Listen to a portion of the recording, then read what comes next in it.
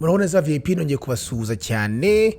Iyi ni ya podcast yanyu Abavip Podcast iba ku Abavip TV, tuganira ibyo kwiteza imbere business ndetse entrepreneurship. Tuganira ibintu bikeya cyane. Nuvuga ngo niba uri urubyiruko mushaka kwiteza imbere, tuganira ukuntu wakorera amafaranga, wabika amafaranga, ukuntu wakuba amafaranga. Ahantu hose waburi, niba uri umukozi uri mu ishuri cyangwa se niba uri rwiyemezamirimo. Tukaba rero dushira ibiganiro bibiri buri cyumweru kuri YouTube channel yitwa Abavip TV, ariko mwanankurikira kuri Instagram yanjye Coach Gael, kuri Twitter Coach Gael no kuri TikTok. God bless. Ngo hari ibintu abantu bose bateye imbere, bose bahurije. Ikintu cya mbere, bose usanga bafite gahunda y'umunsi. Yes. Gahunda y'umunsi usanga hari agenda bafite, noneho ugasanga benshi bafite na agenda y'icyumweru ndetse na agenda y'ukwezi. Ikintu cya kabiri, bazi kuvuga oya. Ibintu byose bije mu buzima bwabo n'abantu baje n'iki byose ntago bavuga yego, bazi kuvuga oya. Duvuga ngo bazi gusettinga boundaries. Kiri cya gatatu bakora, bazi amafaranga yao, bazi kumanaging amafaranga yao. Kuvuga ngo bazi binjiza, bazasohora, barayagina. Ntago ari ntago batungura uko asohoka. Nta nyatsi babazi. Urabona wishara ibintu by'ibiti nyatsi, ariko atari nyatsi ahubwo ari ukutamenya amafaranga agiye no kutamenya ko yakoresha amafaranga yaciye mu myanya y'intoki. Ikindi kintu cya kane bakora, baha agaciro umwanya wabo, bigatuma hari ibintu byinshi badakora. Umwanya wo kwishimisha, wa social, umwanya wo gupfusha ubusa barawugabanya kubera yuko hari ibintu biri ngombwa byihutirwa. Ikindi kintu bakora, ni abantu bita ku mibiri yabo, baba disciplined cyane mu kintu ariye, mu kintu anywe, mu gihe aryamiye, mu gihe abyukiye. Ibyo bintu byose urabizi ko bicontribute ko umubiri ukora n'ubwonko bukora. Kandi kantu kanyuma gakomeye, bariga, bakunda kwiga. Ya muri business ye, mu buzima busanzwe gakomeye.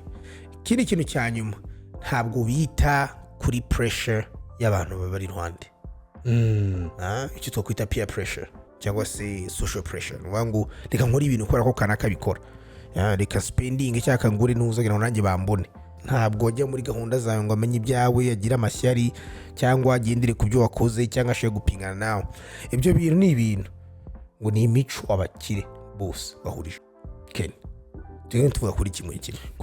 Ibyo bintu byumva gute kwanza? Comment washiraho ngaho ni kwanza. Ngewe ndagira ngo ikiganiro kize hari ishusho y'umukire dufite mu mutwe. Mu VIP impamvu iki kiganiro gifite impamvu ebyiri tugikoza. Iya mbere ni ukugira ngo izi ngeso tuze kuvugaho ubu ngubu cyangwa iyi mico nawe urebe ukuntu washyira mu buzima bwawe. Ariko ikindi kintu turagira ngo ni ishusho y'umukire wari ufite mu mutwe ihinduke, kuko muri Afrika twebwe coach, uzi ko umuntu aba akibona akazi ka mbere akavuga ati reka nshyireho inda kugira ngo ngaragare nk'umukire. Ubu ni indi genda inda kabisa. Urumva rero ndagira ngo n'umuviyayipu uza kureba kino kiganiro aze gutahana ishusho. Umukire si wa wundi ugura inzoga nyinshi mu kabare, umukire si wa wundi ugenda mu modoka nziza. Twihuse cyane Ken. Ikintu cya mbere, kugira gahunda y'umunsi. Nta muntu umwe ateye imbere. Dushobora no kuvuga n'abakire Ken, tukavuga no konsensi y'abakire, abantu bakumva umukire, ariko turavuga n'umuntu wese wateye imbere, n'abatlete cyangwa se n'umuntu wese ushaka gutera imbere. Kuko iyi mico ntago bayigize ari uko bamaze gukira. It's very very important to understand. Ni ibintu umuntu agira mu nzira yo kujya gutera imbere, no kujya kugira ahantu wageza aho wifashe n'umuryango wawe. Ikindi cya mbere, kugira gahunda y'umunsi. Nyamuna kuvuga nti vraiment udafite gahunda y'umunsi, nuvuga ngo mu gitoro kigeze ukaba utazi ikiri bukore saa 4, saa 5, saa 6, saa ngapi kugera ndataye amasaha mu rugo. Iyo nta gahunda y'umunsi ufite, no kuvuga ngo ibiza byose kuza muri uwo munsi murajyana. Njye mwuna bwira abantu utegura umunsi wawe ukurikira umunsi ubanjirije. Nugera mu rugo upanga uti sasa amasaha nzaba ndi ku kazi, ndetse no ku kazi hari abantu benshi mugira umwanya wa free. Mupanga ibyo murakora muri umwanya wa free. Noneho icya kabiri, bazi kuvuga oya. Kuvuga oya rimwe na rimwe mu buzima, kuvuga oya ibintu biza bikuvana muri gahunda zawe, ukamenya uti yes, ibintu byose buriya Kenny uhura nabyo ideas abantu byose urana byo ku munsi urebye neza ibintu byakuzamura byaguteza imbere ntabwo birenze 10%. Mu bintu 10 uri buze kimwe nicyo cyaguteza imbere. Ibaze no kumenya kuvuga oya kuri bya bindi 9. Noneho sasa ikintu gikomeye ni kimwe, okay? Hari abantu ubwoko butatu. Hari abantu bari hejuru yawe, ubona ababyeyi bawe n'ababosi bawe abantu urebaho, sibyo? Hakaba n'abantu muri kurugero rumwe, ubona aba friends abandi mukorana mugendana n'igi, no kabana bari hasi. Okay, abantu bashobora kuba bakureberaho. Rimwe kuvuga oya kuri bari hasi biroroshye. Akenshi nta no gubaza abana dusaba cyane, okay? Ariko uko babwira oya biroroshye. Bamwe turi kumwe kubera ko turi inshuti cyane, usura ngo batutwaye umwanya mwinshi, kandi kubabwira oya bikanga. Uri hejuru yawe cyane buriya kugira ngo azagutesha umwanya biragoye. Yes, birashoboka, okay? Ariko iyo umweretse niba mutuvuga ari boss wawe, ukamureka kuri umukozi mwiza kandi ubaha akazi, ntabwo yagutesha umwanya, ntabwo azabura ngo tujye mu kabari. No, biragoye. Ako abantu benshi muri kumwe biragize aho niho bipfira. Cyangwa se famiye nayo n'indi iri class ukwayo, okay? Famiye ugasanga duha amafaranga yuko nyine mu n'ikibazo cyinshi cy'abantu kenshi bavuga ati urumva famiye iraransaba nayo ngeze mu gendo ndasavinga ndiho ndisuganya bigire gute. Bwa ni yes ugomba kugira budget, no mu gutanga ugomba kugira budget, kandi wayirenze ukabasha kubabwira oya. Kuko nutabwira n'ikibazo. So kuvuga oya no kwerekana boundaries, no kwiha agaciro, kandi n'abantu gukunda bari kubahira kene. Nk'umushe ngira ngo please dukore ibi nibi byari ibintu ngiye byari bifitiye umumaro cyangwa bitagufitiye umumaro, ukambwira oya. Umwashobora kuba baragato ariko ejo nzakuba, ntabwo nzagufata kimwe nk'aho wundi nkora mbwira ngo tugende tukagenda.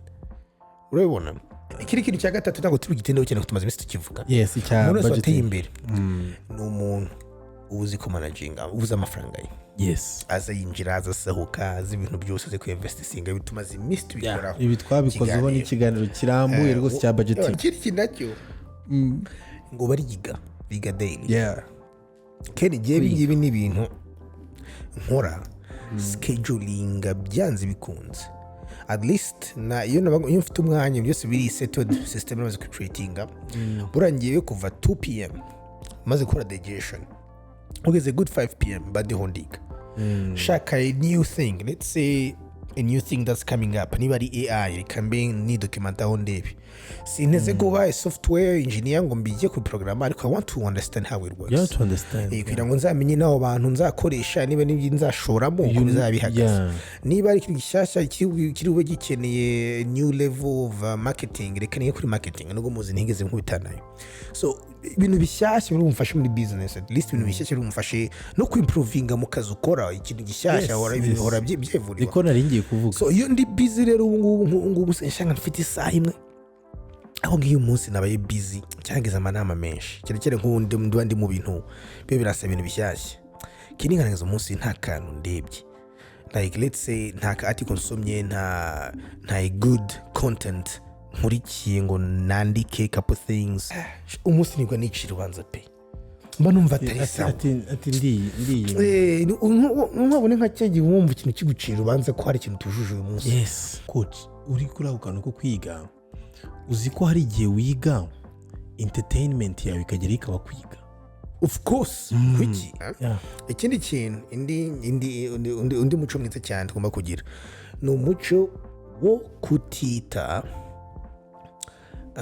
ku byo abantu badushakaho, pressure badushiraho cyangwa se societe idushiraho, cyo twakwita peer and social pressure.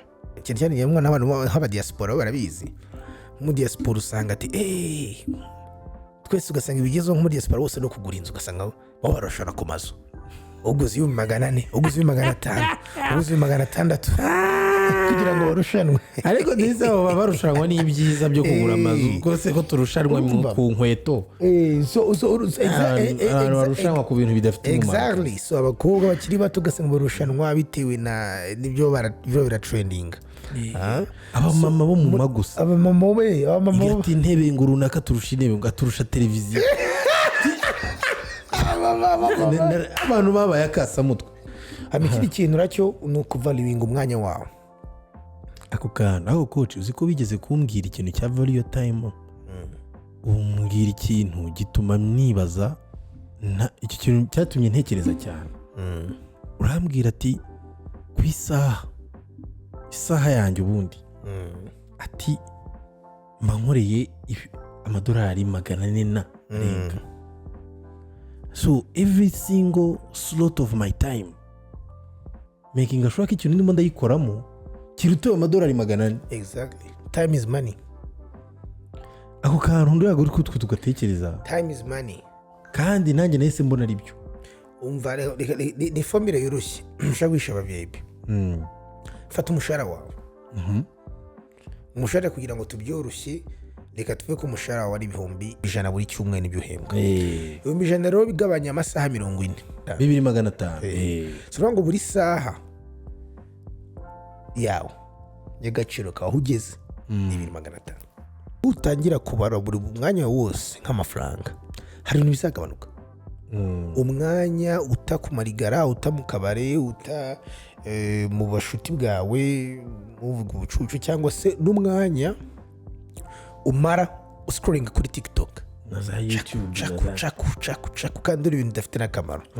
umwanya uzagabanuka. nk'umuntu ureba tuvuge ari YouTube kuko hariho ibiganiro bimufasha, sibyo, mu buryo bwo gutera imbere, cyangwa se umuntu ari muri computer kuko rariga ikintu cya programming kijyanye n'akazi ke. ibyo ngibyo ntabwo ari gutumwanya. kuko social media twayikoresha twiga, tunakora akazi n'ubu ufite akazi. ariko niba kuko ari gusurenga video wasetse wapfuye warije ama challenge y'intuza, that's it, biragoye ko waba a successful person umwanya wawe udafite value gutyo. murabona za VIP nongeye kubasuhuza cyane. iyi ni podcast yanyu Abavip Podcast iba ku Abavip TV. tuganira ibyo kwiteza imbere business ndetse na entrepreneurship. tuganira ibintu bikeya cyane. Nuvuga ngo niba uri urubyiruko ushaka kwiteza imbere, tuganira ukuntu wakorera amafaranga, wabika amafaranga, ukuntu wakuba amafaranga ahantu hose waba uri, niba uri umukozi uri mu ishuri cyangwa se niba uri rwiyemezamirimo. tukaba rero dushyiraho ibiganiro 2 buri cyumweru kuri YouTube channel yitwa Abavip TV, ariko mwanankurikira kuri Instagram yanjye Coach Gael, kuri Twitter Coach Gael, no kuri TikTok. God bless.